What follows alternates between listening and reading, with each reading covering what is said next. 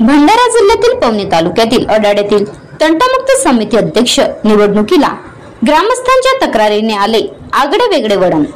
ग्रामस्थांच्या तक्रारीनंतर गंभीर गुन्ह्याची नोंद असल्याचे प्रकरण समोर आले आहे। 25 ऑगस्ट रोजी झालेल्या ग्रामसभेत मतदानाद्वारे अध्यक्षाची निवड करण्यात आली होती। 2 उमेदवारांच्या स्पर्धेत विजयी झालेल्या मुनीश्वर बोदलकर या उमेदवारावर भारतीय न्याय संहिता अंतर्गत अपराध क्रमांक अन्वय गुन्हा न्यायप्रविष्ट असल्याचा उल्लेख ग्रामस्थांनी सादर केलेल्या तक्रार अर्जात करण्यात आला आहे। सदर प्रकरणाची तक्रार तहसीलदार पवनी तसेच ग्रामपंचायत प्रशासनाकडे पुराव्यानिशी दाखल करण्यात आली आहे। या निवडणुकीला रद्द ठरवून आवश्यक ती कार्यवाही व्हावी अशी गावकऱ्यांची मागणी आहे।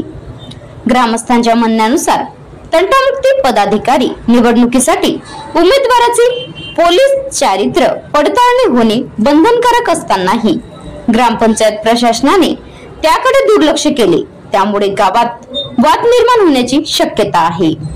तंटामुक्त समिती अध्यक्ष मुनीश्वर बोदलकर यांनी ग्रामपंचायत प्रशासनाकडे चारित्र्य प्रमाणपत्र त्यात गुन्हा नोंद असल्याचे रिमार्क असून प्रकरण न्यायप्रविष्ट आहे। तंटामुक्त समिती अध्यक्ष यांच्या मते लागलेला गुन्हा हा सूडबुद्धीने माझ्यावर लावले असून गुन्हा दाखल असून तो सिद्ध झालेला नाही। Maharashtra live news reporter Nitin Vargantiwar, Bhandara.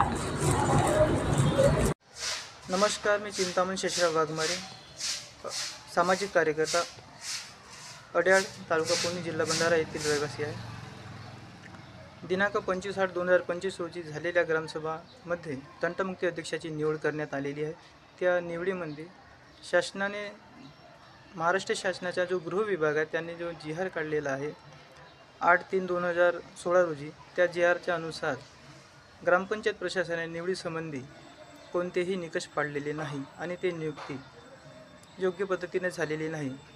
संबंधित नियुक्ती रद्द करण्यात यावी यासंबंधी आम्ही ग्रामपंचायत प्रशासनाला, मान्य तहसीलदार साहेब पवनी, जिल्हा अधिकारी साहेब भंडारा आणि उपकार्यकारी अधिकारी जिल्हा परिषद भंडारा यांना निवेदन देऊन या संबंधित कळविलेले आहे। आमची ग्रामस्थांची मागणी आहे की या तंटामुक्ती अध्यक्षाची जी निवड झालेली आहे ती निवड तात्काळ रद्द करून सन्यानी विशेष ग्रामसभा घेऊन सन्यानी दुसरा तंटामुक्ती अध्यक्षाची निवड करण्यात यावी। धन्यवाद। आता गाडीवर मोबाईल नंबर नाही तर इमर्जन्सी QR कोड वापरा, जे तुम्हाला अडचणीच्या वेळी साथ देईल। बनवा व्हिडिओ, पाठवा व्हिडिओ, आम्ही तुमच्या न्याय हक्कासाठी लढा देऊ। ताज्या बातम्या व घडामोडींसाठी पाहत राहा फक्त महाराष्ट्र लाईव्ह न्यूज। आजच आमच्या चॅनलला सबस्क्राईब करा, शेअर करा, कमेंट करा आणि हो, बेल आयकॉन दबायला विसरू नका। जय महाराष्ट्र।